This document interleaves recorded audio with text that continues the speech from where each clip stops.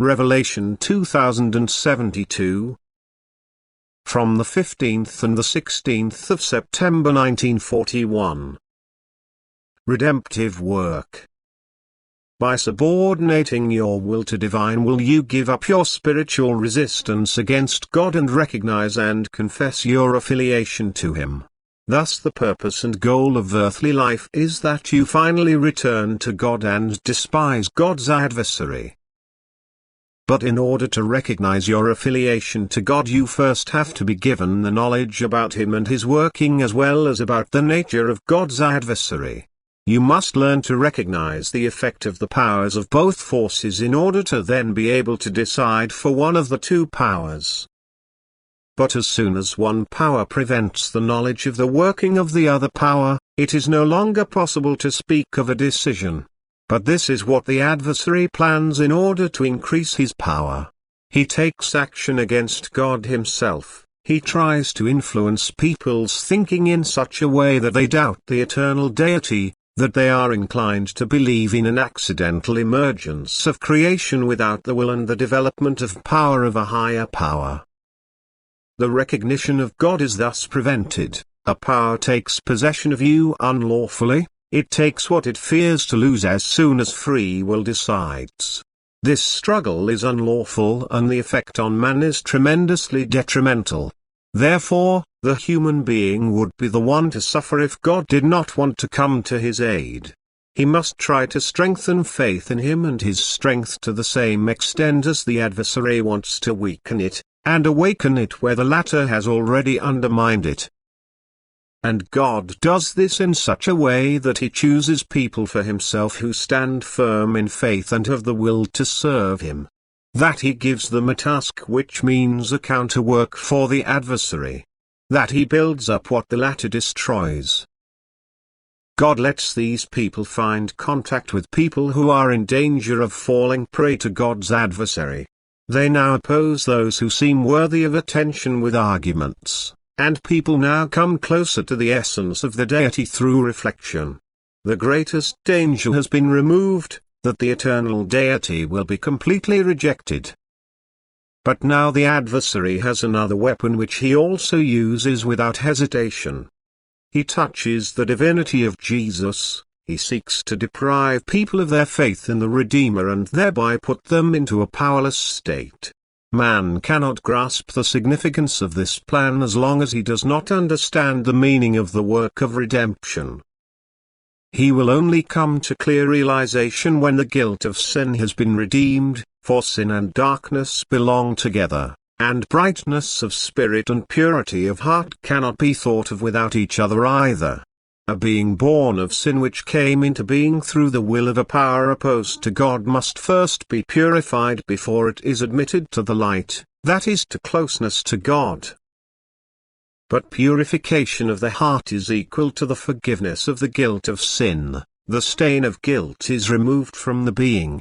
But this first presupposes full acceptance of the guilt. For only when a guilt is recognized as such does the will awaken to become free from this guilt.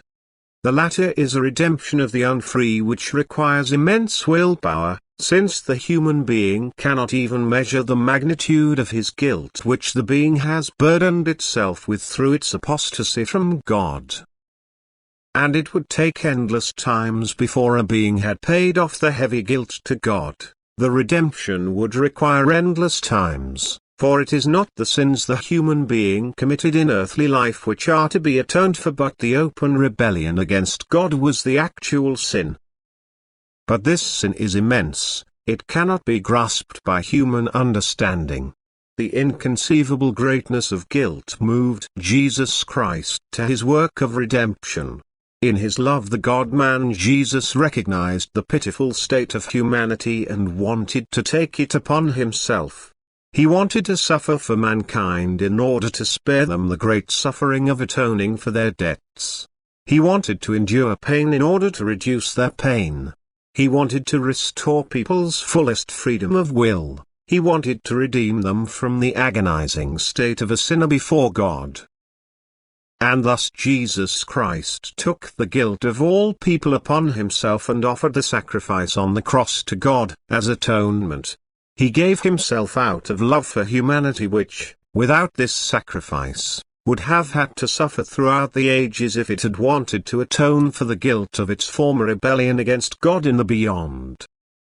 Only when man is able to recognize God will he be able to appreciate the love that moved the God-man Jesus to lay down his life for the people on earth. He cannot grasp it on earth, yet he should not reject the greatest work of love, even if he cannot yet appreciate it in its greatness. It was the work of greatest love for fellow human beings. No being before or since has taken such a sacrifice upon himself. No one has carried out such an action which entirely originated from free will, which he could also have averted by virtue of his will.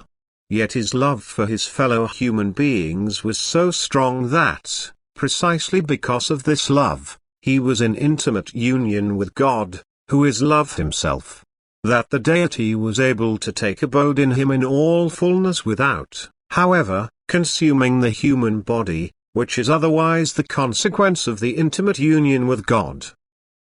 But the body still wanted to suffer for the sake of sinful humanity. He wanted to atone for this.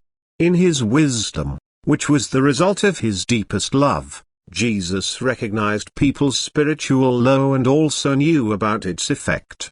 But this was so momentous, so extremely sorrowful, that he took pity on them and wanted to compensate for people's lack of love through his immense love.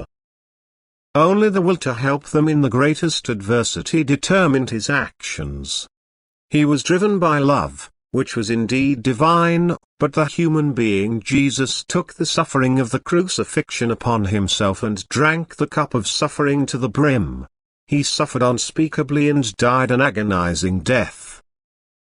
His will was to bring redemption to humanity, to help it in the struggle against evil, to free man from the guilt of sin of the former rebellion against God, for whose sake he walked the earth. The human being is still bound by the will of the adversary, and his strength is too weak to be able to free himself from this bondage. Jesus wanted to increase this weak strength through his act of salvation. He wanted to give people a means to fight against this violence. They were to oppose it with the love of Jesus so that it would let go of them, and thus the path upwards, to freedom, would not be so difficult for them. But the work of redemption and the divine Redeemer himself must also be acknowledged if the sacrifice of the death on the cross is not to be made in vain for the individual human being. He must consciously place himself in the circle of those for whom Jesus Christ died on the cross, otherwise he will have no share in the graces of the work of redemption. Amen.